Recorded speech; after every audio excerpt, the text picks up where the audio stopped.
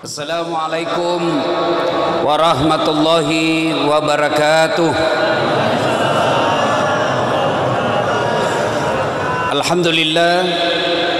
Alhamdulillahi rabbil alamin. Wa bihi nasta'inu ala umurid dunya waddin. Asyhadu an la ilaha illallah wa asyhadu anna Muhammadan abduhu wa rasuluh. Allahumma salli ala sayyidina Muhammad wa ala alihi wa sahbihi ajma'in. Amma ba'd. Ibu bapak, saudara-saudara sekalian, teristimewa alim ulama, ada komandannya Paskas di sini, ada Ustadz Haji Lukman, dan terkhusus yang kita hormati Bapak Wakil Gubernur Provinsi Kalimantan Barat yang insya Allah dimuliakan dan dirahmati oleh Allah Subhanahu wa Ta'ala. Dalam sebuah kisah diriwayatkan Rasulullah Sallallahu Alaihi Wasallam lagi tawaf. Tahu tawaf Pak ya? Keliling Ka'bah. Di depan Nabi ada anak muda ikut tawaf. Dan Nabi melihat anak muda ini melepuh pundaknya. Bahasa Bugisnya takalopi lekena. Ya, terkelupas pundaknya. Nabi penasaran, diikuti tawaf. Lalu selesai tawaf, Nabi panggil anak muda itu. Anak muda, ta'al. Sini dulu anak muda. Ya Rasul, kenapa itu pundakmu nak? Magi lekekmu. Kenapa belakangmu? Ya Rasulullah, saya orang miskin. Ibuku sakit. Mau sekali beliau umroh. Saya tidak punya budak. Saya tidak punya kereta. Saya tidak punya onta. Saya orang miskin. Ibu saya sakit, mau sekali ke Mekah. Maka aku, ya, orang Bugis bilang udengi, kupikul lah. Apa sih namanya itu? Kalau gendong begini. Nah, ya pokoknya apalah, dia di belakang sini. Ya. Nah, iyalah diambil lah, simpan di sini ya. Kalau bahasa Bugisnya didengi. Ya. Ibunya, dia dari belakang dipikulnya, seperti itu. Dari Madinah ke Mekah kurang lebih 500 km. Melewati panasnya padang pasir, melewati teriknya matahari, melewati dinginnya gurun. Kupikul terus. Nanti selepas ketika saya makan, buang air besar dan sholat, selebihnya ada di pundak saya. Makanya ini terkelupas pundakku. Lalu anak muda ini bertanya, ya Rasulullah, kira-kira kebaikanku ini sudah membalas kebaikan ibuku kepadaku? Kira-kira sudah seimbang dah ini kebaikan saya? Nabi lalu menjawab, anak muda, alhamdulillah kau sudah termasuk anak yang soleh, tapi demi Allah kau belum bisa membalas kebaikan ibumu. Masya Allah. Kira-kira sudah ada orang seperti ini sekarang? Hah? Bos, 500 meter kilo kira-kira dari Palangkaraya ke Pontianak. Palangkaraya Pontianak masih sisa singgah bapak bernaung di bawah pohon, masih banyak sungai yang kita lewati. Makkah Madinah, Madinah Mekkah padang pasir. Subhanallah. Tapi ternyata kebaikan itu belum membalas kebaikan ibu kepada orang tua. Sekarang ini banyak anak-anak durhaka sama orang tuanya. Nih kita nih. Allahu Akbar. Jangan pikir bahwa bapak sudah punya istri tidak durhaka sama orang tuanya. Banyak yang durhaka setelah berkeluarga. Tersebutlah sahabat Nabi namanya Sa'lab Alqamah. Makesing agamanya, bagus sholatnya. Di mana Nabi dakwah di depan ada Alqamah, di mana Nabi berjamaah di belakang ada Alqamah. Tapi anehnya ketika sakaratul maut tidak bisa mengucapkan dua kalimat syahadat. La ilaha illallah. Alqamah cuma katakan la. Bingung semua sahabat. Kok bisa? Ini kan baik agamanya, rajin jamaah, bagus Senin Kamisnya. Kok bisa dia? Lapor sama Nabi. Ya Rasulullah, Alqamah sakaratil maut tiba bisa mengucapkan dua kalimat syahadat. Mungkin ada dosanya. Nabi lalu bersabda, "Hai, kau cari bapaknya. Cari orang tuanya." Bapaknya sudah meninggal ya Rasul. Cari ibunya. Kau cari ibunya. Cari ibunya ketemu. Lalu si Bilal berkata, "Bu, anakmu si Alqamah lagi sakaratul maut tidak bisa syahadat. Mungkin ada dosanya sama ibu." Apa kata ibunya? Dia dapat sudah itu. Kurang ngajar memang itu anak. Setengah mati ku hamilkan, setengah mati ku lahirkan, bersusah payah ku besarkan. Setelah ada istrinya, lebih sayang dan lebih takut sama istrinya daripada saya ibunya. Pernah satu ketika saya ke rumahnya, karena lama dia tidak datang, dilarang sama istrinya ke sini. Saya datanglah ke rumahnya. Saya baru ketuk pintunya. Saya dengar istrinya bilang, Pak, sembunyi cepat itu kacang, itu mamamu datang." Didengar sama ibunya, gak jadi masuk, nangis ibunya. Pulang. Setelah mendengar ini Nabi berkata, "Masih sakit, macilaka itu Alqamah, siksa itu anak, gak bakal selamat. Panggil ibunya." Panggil ibunya. Kata Nabi, "Bu, maafkan anakmu. Saya tidak mau ya Rasul, kurang ngajar itu anak. Maafkan, saya tidak mau. Tidak selamat ini anakmu kalau kau tidak maafkan. Biar saja, kurang ajar." Jalan satu-satunya kalau begitu, lebih baik saya bakar api di dunia daripada apinya neraka yang bakar. Bapak tahu namanya api? Api itu 4 tingkatan. Pertama, api warna merah. Bapak pernah lihat orang merokok? Pernah? Bukan pernah bapak yang merokok. Coba isap. Nah, itu yang merah. Yang merokok saya doakan berhenti kau merokok. Kamu caci-caci 9 naga, kamu caci-caci itu, tapi kau beli rokoknya.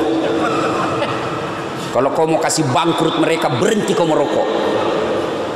Nah, itu merokok kayak orang beleng-beleng. Tahu beleng-beleng? Dongo. Tahu dongo? Beleng-beleng. Ah, itu lempar rokok. Itu aja dikerja kayak orang bego. Coba itu orang di bandara yang merokok. Lain itu tampaknya dikasih masuk bele-bele. Kayak kotak-kotak sendirilah dia di dalam. Itu aja dikerja 5 menit. Sekali-kali isap kunyah.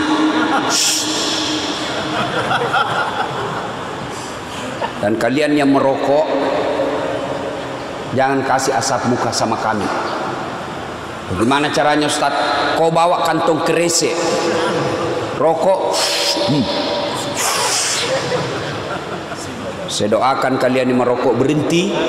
Kau tabung pembeli rokokmu yang 20.000 satu hari, insya Allah 1 tahun kau bisa umroh.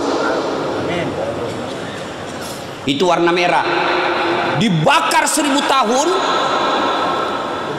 berubah menjadi biru. Ah, itu kompornya ibu-ibu kalau memasak. Ah, itu jenis kedua tingkatannya. Bakar lagi 1000 tahun menjadi putih.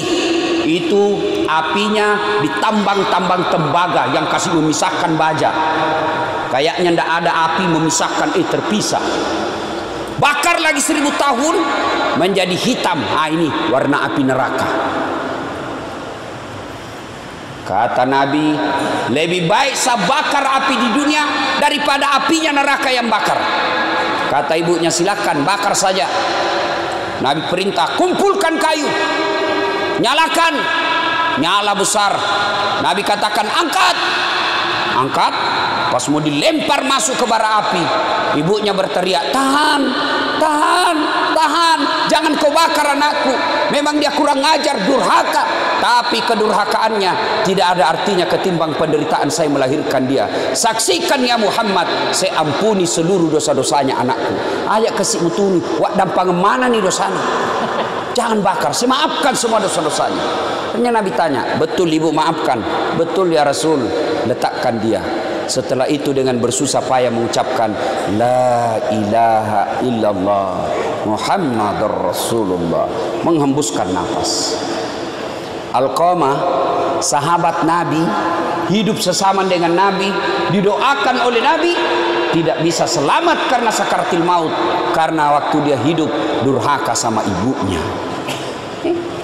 Ini bapak-bapak, kadangkala saya heran sama guru, sama ulama, kau cium tangannya, sama ibumu tidak, sama gubernur, sama mamamu tidak, dongok, sama wali kota tidak.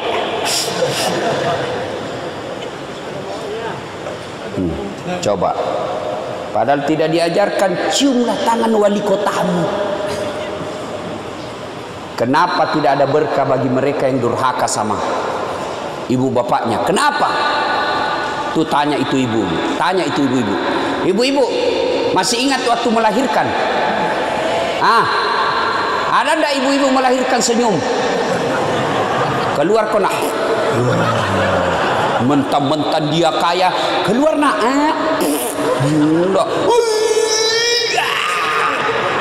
Dia kerahkan semua tenaganya. Tidak sedikit ibu-ibu wafat melahirkan anaknya.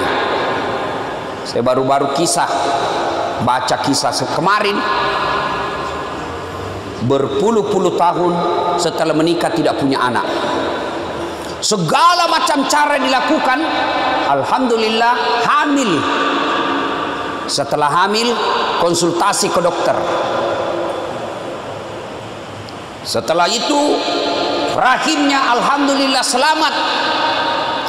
Ketika usianya 7 bulan mau melahirkan, dokter berkata, Bu, tidak bisa kau melahirkan normal. Kalau melahirkan normal, kau tetap ngotot memelihara ini anakmu, kamu yang mati, jiwamu yang mati. Pilihanmu dua. Satu, anakmu dibuang, kamu hidup. Dua, anakmu diselamatkan, kau yang mati.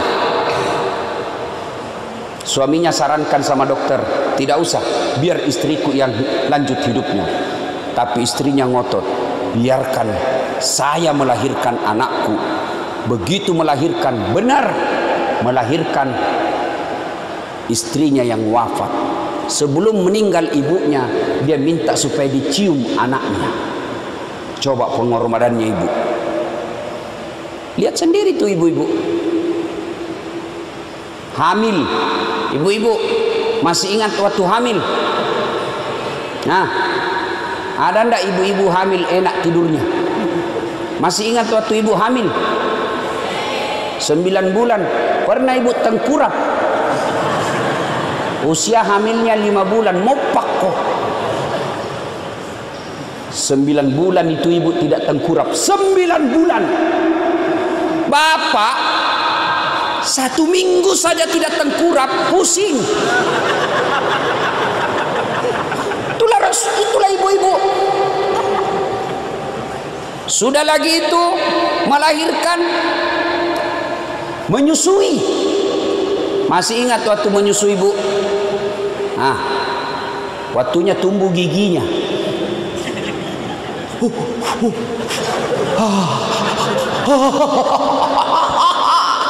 Coba ada ibu-ibu menyusui anaknya digigit. Hei, kok gigit saya? Tidak, udah cabolo tuh kasih. Siang anaknya, malam bapaknya. Itu. Makanya wajar ada orang habis waktunya untuk sekolah, S1 selesai, lanjut lagi S2, setengah mati cari kerja, tidak dapat kerja. Kenapa? Durhaka sama orang tuanya. Ustadz, bapakku selingkuh. Ustadz, bapakku tukang judi. Ustadz, bapakku tidak sholat. Apa saya wajib taat kepada bapak saya? Kau belajar dari kisahnya Ibrahim alaihissalam. Ibrahim alaihissalam, bapaknya namanya Azor, produsen nyembah berhala. Dia yang bikin patung itu, bapaknya Ibrahim. Ibrahim mau ribut sama bapaknya, ditahan sama Allah. Sadar kau Ibrahim, bapakmu itu bapakmu, tapi dia nyembah berhala ya Allah. Bagaimanapun dia orang tuamu. Jangan kau ribut sama orang tuamu. Kau yang keluar dari desamu, keluar kau dari desamu, jangan kau lawan bapakmu. Itu Ibrahim. Sekarang kita coba lihat anak-anak kita, lihat sekarang di rumah Pak. Lihat itu anak-anakmu di rumah. Hilang itu yang namanya sopan santun. Zaman saya kecil, jangankan bicara kasar sama orang tua, menatap wajah orang tua sudah kita dianggap kurang ajar. Itu ada orang tua, ada tamu, ruang tamu. Lagi nongkrong, cerita-cerima bapak dengan tamunya. Lewat kita motong ruang tamu, dia kasih bola matanya bapak. Lari sudah kita Pak. Dapat lagi kita ini Pak Kabibi cubit. Sekarang anak-anak dikasih bola matanya bapaknya. Apa dia bilang? Kenapa matamu Pak? Itu anak-anak sekarang. Dinasehatin apa dia bilang? Itu kan dulu. Kalau cowoknya nasihati, terserah abang aja deh. Saya ikut aja deh bang. Mau tidur salam sayang selalu dari kekasihmu. Dongok. Itu anak-anak kita sekarang. Coba, bingung saya lihat anak-anak sekarang Pak. Sopan betul sama ceweknya, santun sama pacarnya. Padahal baru 2 bulan kenal, sopannya. Padahal itu cowok baik karena kau perkosa. Sekali bapaknya nasihat tidak mau mendengar, ibunya yang beritahu tidak mau mendengar. Dengar ini adik-adik sekalian. Ini yang masih anak-anak BG nih, yang masih jomblo fisabilillah. Biar kalian remaja masjid, puasa kalian Senin Kamis, tahajud tiap malam, menjadi ketua baik kesubuhan. Tapi kurang ajar sama ibumu. Kata Nabi, jangankan masuk surga, baunya surga diharamkan bagimu. Kalian yang masih hidup orang tuamu, baiklah sama ibu bapakmu. Betapa banyak orang ingin membahagiakan orang tuanya. Saya Pak, andai boleh saja ditukar, itu bapak saya lihat bagaimana dihina sesepupu, bagaimana dihina ke satu kampung, kadangkala dilecehkan. Bapak saya itu petani penggarap Pak, petani penggarap, sawahnya orang dikerja. Kalau naik 10 karung, bapakku dapat 1 karung, 9 karung untuk punya sawah. Kadang saya jalan kaki karena bermalam di sawah. Kadang saya lihat itu bapak saya, nanti lepas saya dari tikungan baru dia tinggalkan. Karena beliau tinggal di rumah sawah. Sawah bapak saya itu 11 kilo dari rumah. Tinggal di rumah sawah. Jadi kayak kau pulang sekolah waktu SMP, saya pulang sekolah langsung ke sawah, bantu orang tua.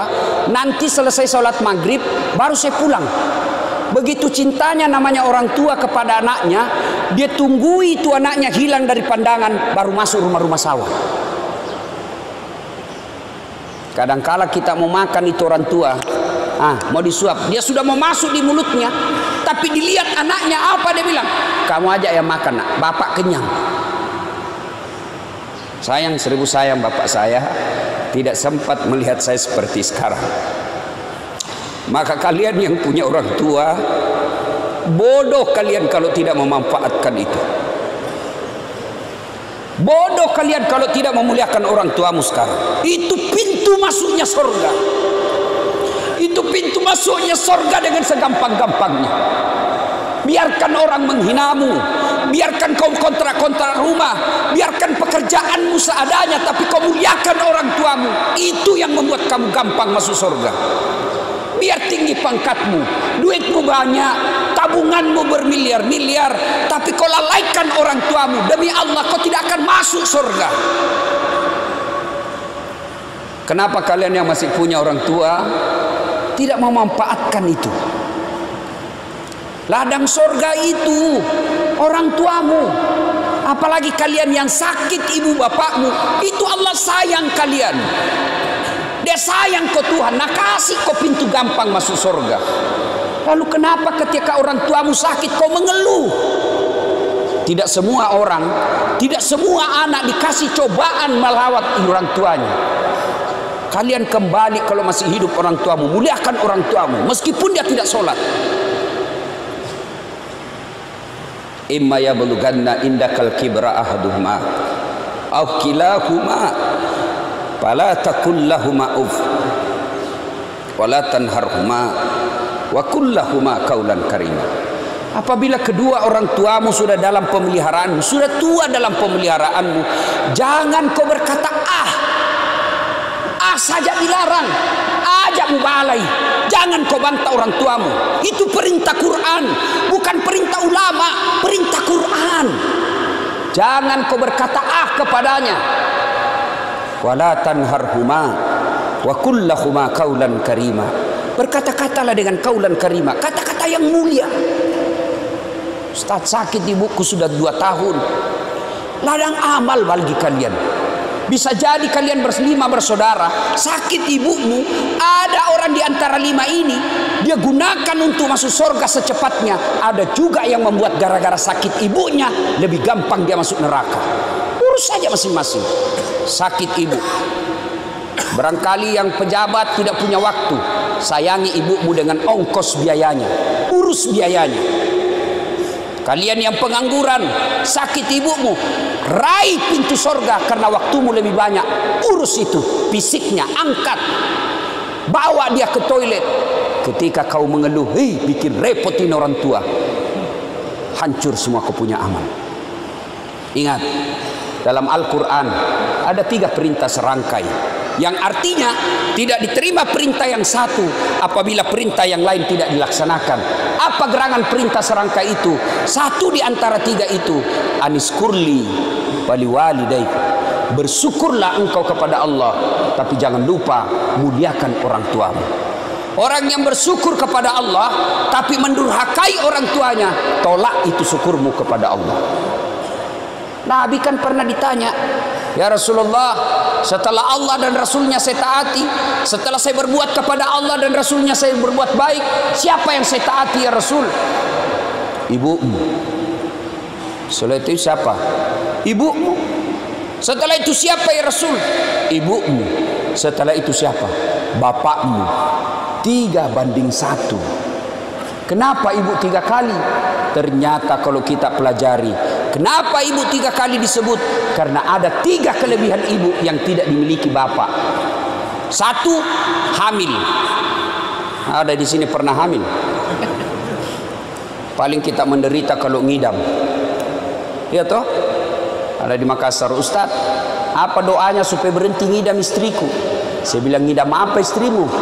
Dia bilang, nanti dia bisa tidur kalau dia lihat saya duduk di atas lemari. Menderita kau terus. Jadi kalau jam 10 mau tidur istrinya, setengah 10 sudah naiklah dia duduk di atas lemari. Bilang, berhenti kau, dikasih bodoh-bodoh kau istrimu itu. Tidak ada itu ngidam. Oi ibu, oi. Tidak ada itu ngidam. Mamanya istriku dulu ngidam. Saya mau, tidak ada itu ngidam. Berhenti. Kedua, melahirkan. Ketiga, menyusui. Ibu bapak saudara-saudara sekalian, tentu kita heran, kenapa anak-anak kita sekarang begini? Magai kira-kira. Kenapa kira-kira anak-anak kita begini? Apakah sepenuhnya salah anak? 90% salahnya orang tua. Kenapa bisa Ustaz? Coba lihat. Satu, apa yang kita kasih makan anak-anak kita. Kalau ibu bapak sudah memberi makanan haram anaknya, maka jangan heran anak nanti pun besar selalu berpikir yang haram-haram. Coba lihat anak-anak pejabat yang korup. 3 anaknya, 1 pengedar, 1 pengisap, 1 kawin lari di bawah bandar. Coba itu. Tapi coba lihat anak-anak guru mengaji. Coba, apa mau korupsi guru mengaji? Bapakku guru ngaji, sampai sekarang masih ada warisannya itu. Anak santrinya lebih 60 di rumah, bukan TKTPA, yang model ngaji kampung, orang Bugis. Alepura senaa, alepura wanai, alepura panau, aiu. Itu sampai sekarang itu. Ibu saya 84 tahun masih di Yesus itu. Jadi kalau sambil cobek-cobek itu ibu-ibu guru ngaji kan dulu begitu. Sambil dia kerja, salai, malampei, salah kok, kasih pendek itu, berdegung itu. Sambil cobek-cobek itu dia tahu. Dan gratis. Ada yang basi kencing, dia datang bawa di rumah. Saya tanya ibuku, berapa dibayar itu 1 orang, Mak? Dia nama kamaja, tidak membayar. Sedangkan kau kasih gratis, nah marah-marah. Apalagi kalau suruh kau bayar. Itu paling bayarnya sampai sekarang. Bayarnya apa? Bukan duit. Apa? Ayam. Macera namanya. Baru masuk bawa ayam jago. Nah, dipotonglah itu anunya. Di atasnya kaliknya orang Bugis bilang. Baru modus supaya ada ritualnya. Itu darah-darahnya dikasih di sininya. Tidak ada? Saya biarkan saja. Nah, sudah itu masuk Al-Fatihah, bawa ayam lagi, cerak lagi. Nah, sudah 2 ayamnya. Ya. Dapat Iqra, cerak lagi, ayam lagi. Ya, sudah 3. Naik koran besar, ayam lagi, 4 nih. Dapat pertengahannya, cerak lagi, sudah 5. Dapat sajadah, cerak lagi, 6. Tutup Quran selesai hatam, ayam 2. 8 ayamnya. Saya pernah tanya, Mak, kenapa banyak sekali itu ceraknya? Banyak ayamnya. Dia bilang, ya itulah untung kita. Itu korupsinya kasihan guru mengaji, paling itu. Tapi coba anggota DPR. Langsung. Maka jangan heran banyak anak anggota DPR, bapaknya terhormat, anaknya narkoba. Banyak anak gubernur, wali kota, di kantor dia dihormati, di kantor dia dimuliakan, dicium tangannya, dibukakan pintu kamarnya, dibukakan pintu mobilnya, sampai di rumahnya mau dilempar sama anaknya yang masih SMP. Anak gadisnya SMA pulang tengah malam, lompat pagar, padahal bapaknya pejabat tinggi. Kenapa? Anaknya dikasih makan uang haram. Maka di situ fungsinya ibu-ibu. Datang suamimu bawa duit, tanya dulu, halal tidak ini? Halal tidak? Pak, biasanya cuma 3 juta ini gajimu. Kenapa hari ini 3,5 juta? Dari mana ini 500? Halal tidak?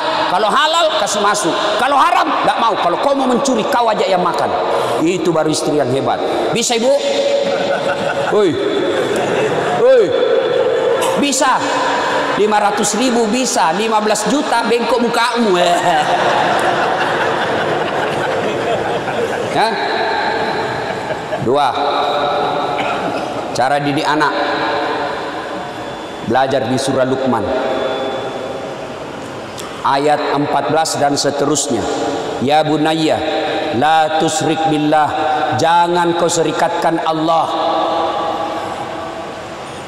Ajarkan akidah yang lebih awal kepada anak. Ibu-ibu dulu kan diajarkan akidah melalui lagu-lagu. Katakan Tuhan itu satu, itu akidah. Topi saya bundar, bundar topi saya. Nah ganti tuh ibu-ibu dulu. Tuhan saya Allah, Allah Tuhan saya. Kalau bukan Allah, bukan Tuhan saya. Itu dulu lagunya ibu-ibu dulu begitu. Masuk Rajab, 27 Rajab Nabi Muhammad diisrakan dari Masjidil Haram ke Masjidil Aqsa. Itu lagu-lagu dulu.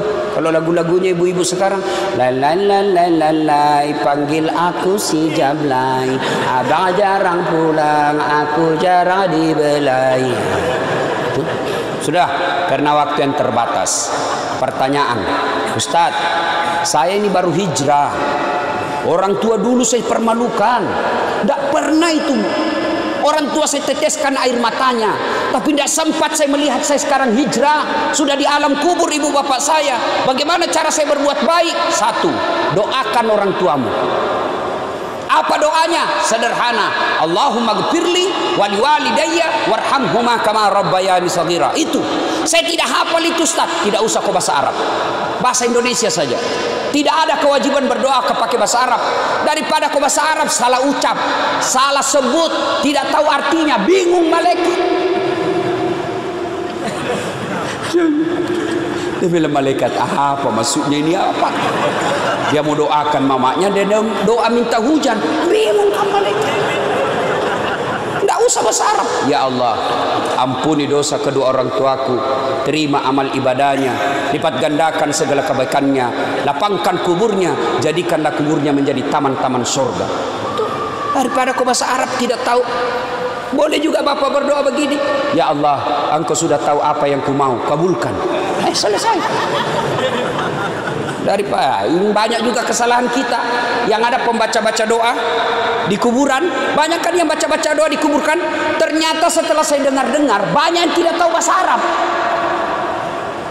Datanglah ini ibu-ibu gaul, baju hitam, kacamata hitam, roknya hitam, kudungnya hitam, payungnya hitam, gaya. Bacakan doa mamaku. Nah, dibacalah doa itu penjaga-jaga kubur. Allahumma gfirli, amin, wali walidayya, amin, warhamhuma kama rabbayani shaghira, amin. Dalam hatiku, wah kasihannya ini ibu. Dia kira ibunya didoakan, padahal ibunya itu Pak Ustaz nama. Allahumma gfirli, ya Allah ampuni dosaku. Kata ibu di belakang, amin. Ku dosanya yang baca doa.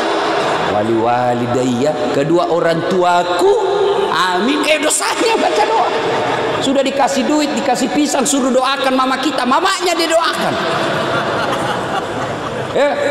Doakan. Yang kedua, cara berbuat baik kepada orang tua, bersedekah atas nama orang tua. Tuh, ada itu. Ini makanya tadi yang edarkan celengan terlalu cepat kau edarkan. Baru saya mau bahas ini sudah selesai. Coba kalau saya bahas selesai sudah ini lewat. Nah itu coba kalau tadi ya, bisa dilihat mana yang pelit. Kalau celengan lewat itu kan bapak-bapak pura-pura ndak lihat. Lewat baru. Saya mau orang tuaku sejuk kuburnya Ustaz. Kirim pembeli AC di masjid. Saya mau orang tuaku terang kuburnya, bayar lampunya masjid tiap bulan, terang itu kuburnya orang tuamu. Saya mau orang tuaku spring bed, kirim kau pembeli spring bed ke panti asuhan. Tuh ada untuk orang tuamu. Ada yang bilang tidak sampai Ustaz, ada yang bilang tidak sampai. Mau saya buktikan bahwa sedekah sampai ke orang meninggal. Mau saya buktikan? Mau? Ada yang mau saya buktikan? Angkat tangan. Saya buktikan. Itu ada mau. Matilah kau, saya kirim kau sedekah. Yang ketiga, mengunjungi karib kerabatnya. Mengunjungi karib kerabatnya. Ibu bapak saudara-saudara sekalian, banyak yang ingin kita sampaikan, tapi waktu yang sangat terbatas. Mohon maaf, saya harus segera ke bandara karena pesawat saya jam pukul 6 pagi mau ke Jambi. Kalau saya ketinggalan pesawat, berantakan acara orang. Demikian, mudah-mudahan ada manfaat. Mari jangan dulu bergerak, kita berdoa kepada Allah. Kita awali dengan mengirimkan suratul Fatihah kepada Rasulullah Muhammad SAW.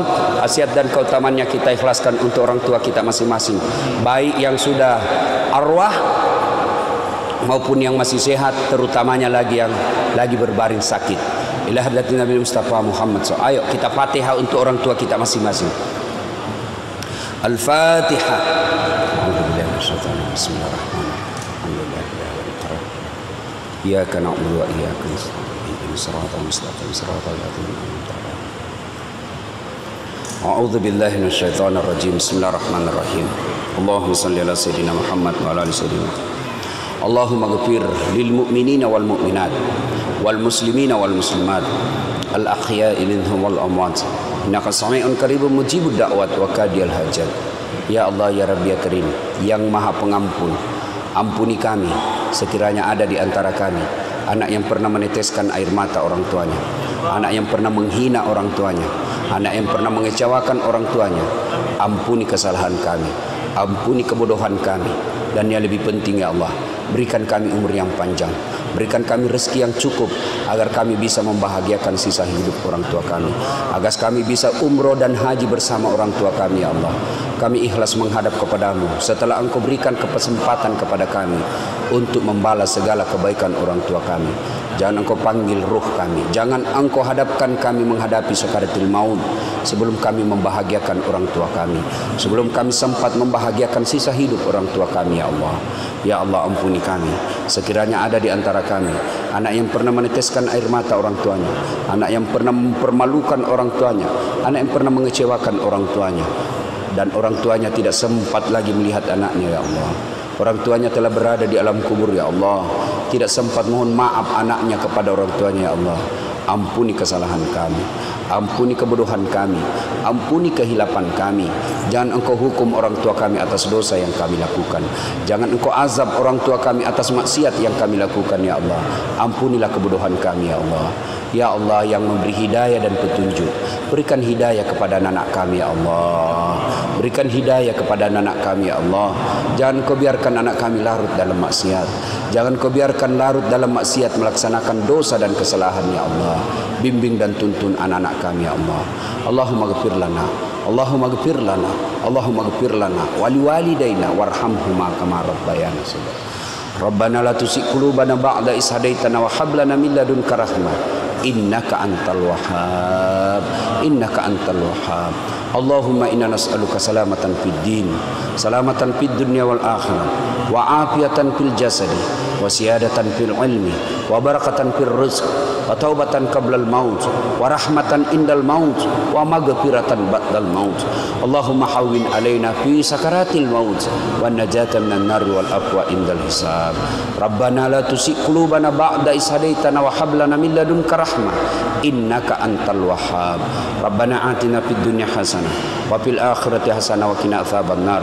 Subhana rabbika rabbil izzati amma yasifun wa salamun alal mursalin walhamdulillahi rabbil alamin.